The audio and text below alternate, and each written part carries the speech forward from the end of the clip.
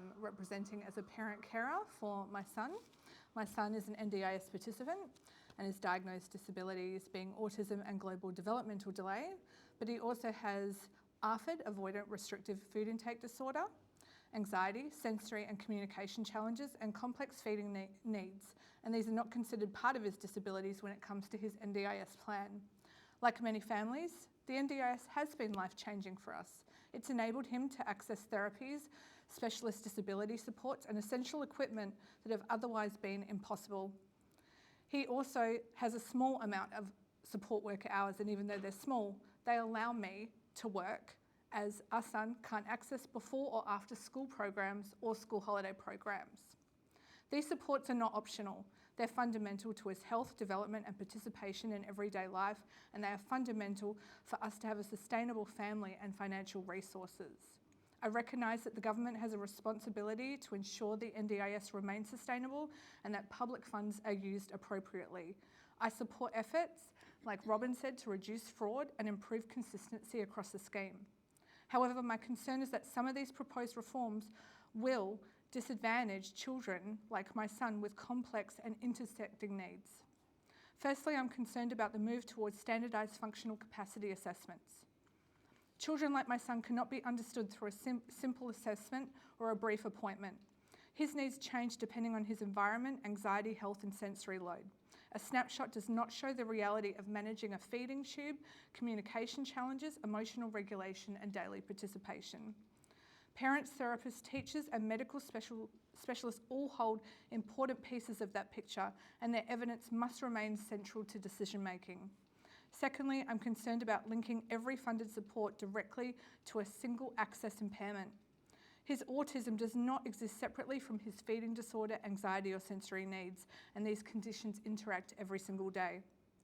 Families don't experience disability in neat categories, yet we risk being asked to prove which diagnosis caused which support need and if we get access to funding or not. This creates unnecessary complexity and increases the likelihood that children like mine will fall between the NDIS health and education systems. Thirdly, I'm concerned about changes that could make it harder to respond quickly when children's needs change. At the beginning of the year, my son did not have a PEG feeding tube, and within a matter of months, he's required hospital admission after hospital admission, surgery, specialised equipment, ongoing consumables and changes to the supports provided for him to be able to access community in school and in our home. Children's needs can change rapidly. Families must be able to access timely plan reassessments when those significant changes occur. Development does not pause while administrative processes are completed. Like our family, feeding difficulties don't pause and his disability does not pause. Every delay has real consequences for a child's health, development and long-term outcomes, and generic services will never replace coordinated individual support. Finally, I want to acknowledge the administrative burden placed on families. As parents, we're not only unpaid carers, we're case managers, advocates, therapists, coordinators, and often medical support workers. And none of this is normal parental responsibility that this proposed bill deems these to be. Any reforms should reduce that burden to unpaid carers, not increase it. I also strongly encourage continued co-design and real co-design through implementation. Parents and carers hold expertise that come from living this every single day, and the NDIS is only going to be its strongest when policies are developed with the people who rely on them. In closing, I believe we can achieve both sustainability and compassion.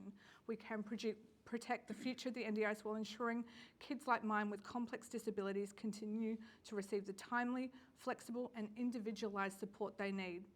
My hope is that these reforms strengthen confidence in the scheme by reducing complexity rather than increasing it, supporting families like mine rather than creating new barriers, and ensuring children like mine continue to have every opportunity to reach their full potential. Thank you.